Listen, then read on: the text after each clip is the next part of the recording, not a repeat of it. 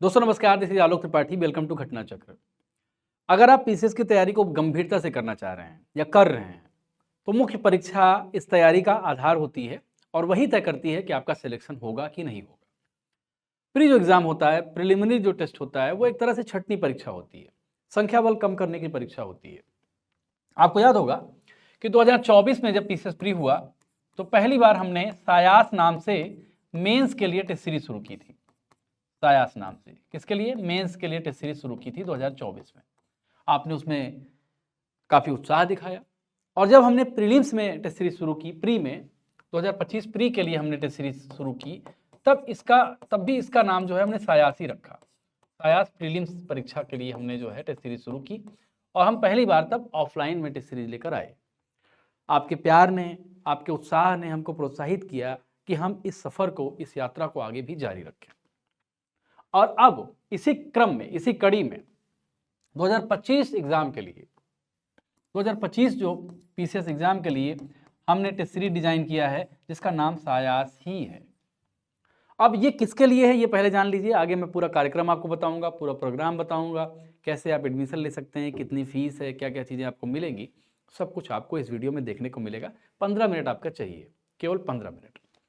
अब सवाल है कि ये टेस्ट सीरीज किसके लिए है। तो पहली चीज, जो लोग भी मेंस देने की स्थिति में हैं, जो लोग भी मेंस देने की स्थिति में हैं वो इस टेस्ट सीरीज को ज्वाइन कर सकते हैं। जो लोग बॉर्डर पे समझ रहे हैं अपने आप को कि उनका होगा कि नहीं होगा, वो भी ज्वाइन कर सकते हैं, क्योंकि उनका अंततः आज नहीं कल उनको मेंस देना ही देना है। और तीसरे वो लोग हैं जो फ्रेशर होते हैं। आप विश्वास मानिए कि इस ग्रुप के लिए भी ये टेस्ट सीरीज उतनी ही महत्वपूर्ण है। क्यों मैं ये बात कह रहा हूं? क्योंकि टेस्ट सीरीज का मकसद जो होता है, वो मकसद क्या होता है?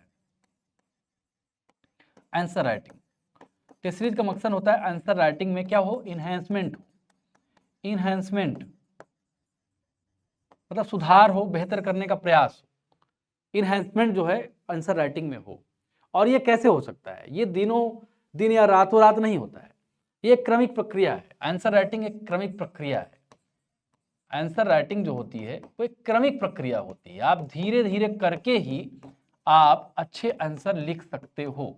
और इस क्रमिक प्रक्रिया में सबसे महत्वपूर्ण रोल प्ले करता है वो संस्थान या वो व्यक्ति, वो टीम जो आपके क्वेश्चंस को चेक करती है, जो आपके क्वेश्चंस को चेक करके बताती है कि आपने आंसर कैसे लिखा है। ये सब कुछ आपको घटना चक्र पे देखने को मिलेगा।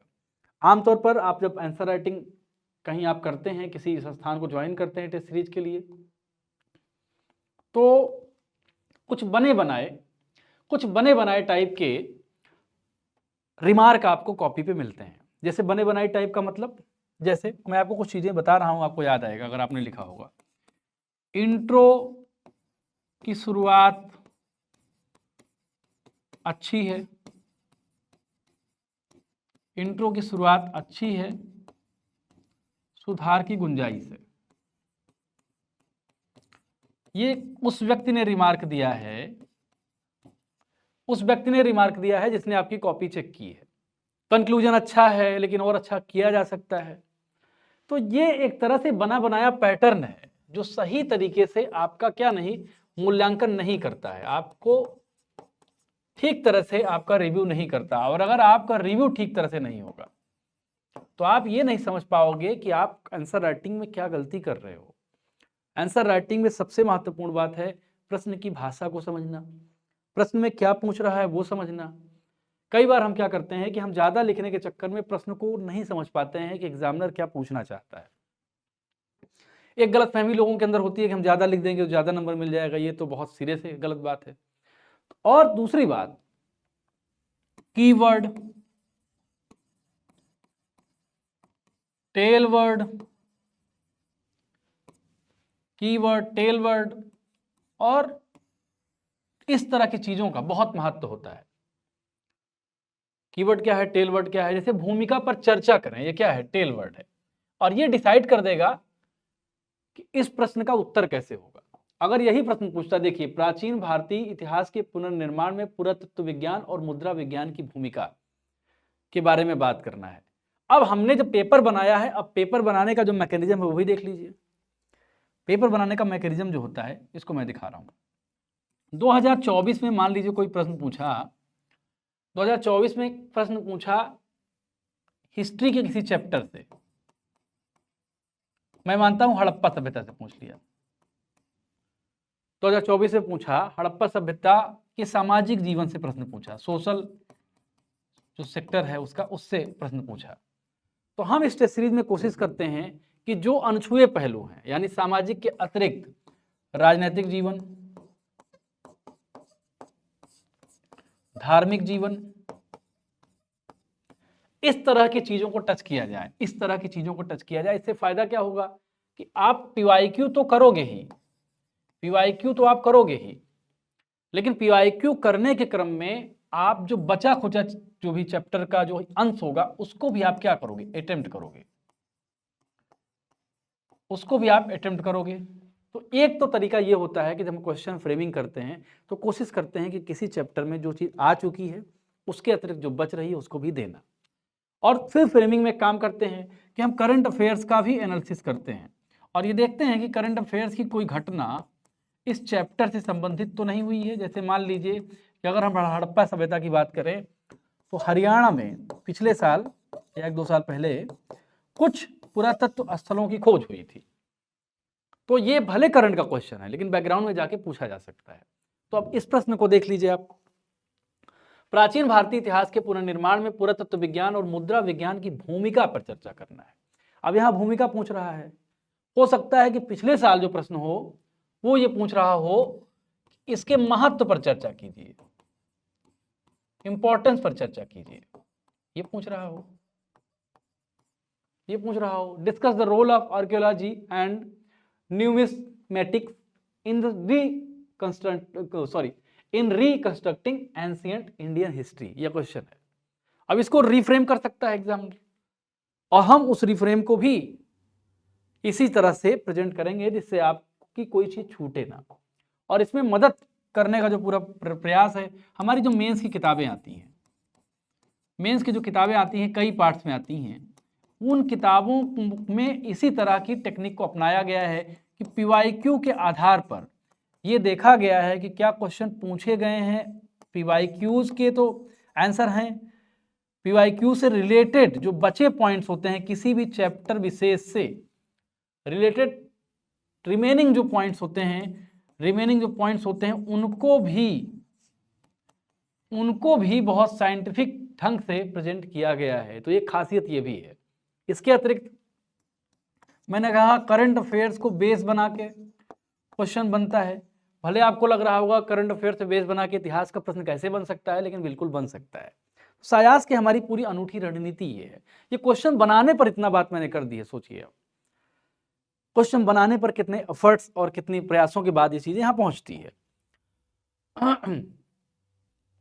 ये कॉपी आपको ऐसे मिलेगी, इस मॉडल में मिलेगी और आपको आंसर। जैसे दूसरा क्वेश्चन है, संगम युग के अंतर्गत कला और साहित्य के विकास का पता लगाएं।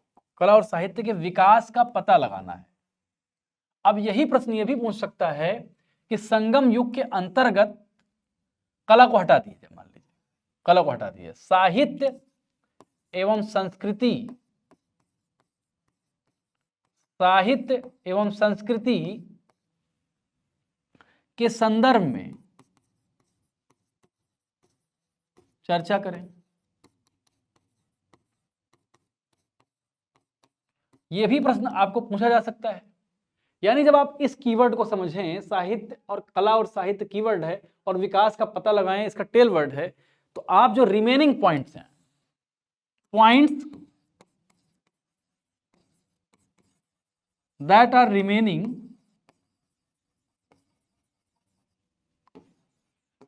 ऑल्सो नेसेसरी, इस साइकोलॉजी को भी आपको समझना है पेपर में।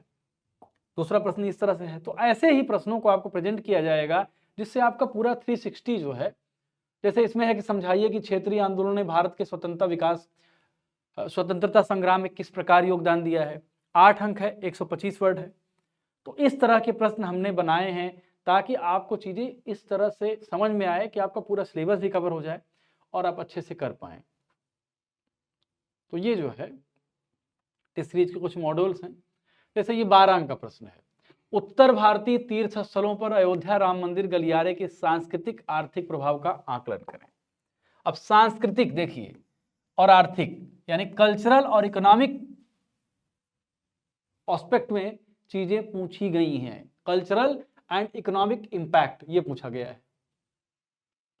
ये कीवर्ड है, टेलवर्ड है, इसको समझिए। ये 200 वर्ड में क्वेश्चन है। अब ये करंट का भी क्वेश्चन हो सकता है और परंपरागत चीजें भी इससे संबंधित हो सकती हैं। तो कुल मिलाकर इस तरह से आपको पेपर में देखने को मिलेगा। ये मैं मॉड्यूल आपको दे रहा हूँ, आप लिखेंगे और लिखने के बाद जब क्वेश्चन यहाँ पे आप या तो ऑफलाइन टेस्ट में आ गया यहाँ पे हमारे सेंटर पे आ जाइए या फिर आप ऑनलाइन ज्वाइन कर लीजिए। आप जब कॉपी भेजेंगे तो बहुत बृहद तरीके से आपकी कॉपी चेक होगी। यहाँ पर कैसे बहुत बृहद तरीके से कॉपी आपकी चेक होगी, जिसमें क्या कहते हैं कि चीज़ों को बहुत अच्छे से एक्सप्लेन किया जाएगा। तो ये क्वेश्चन पेपर है। और हमारी टेस्ट सीरीज शुरू कब से हो रही है?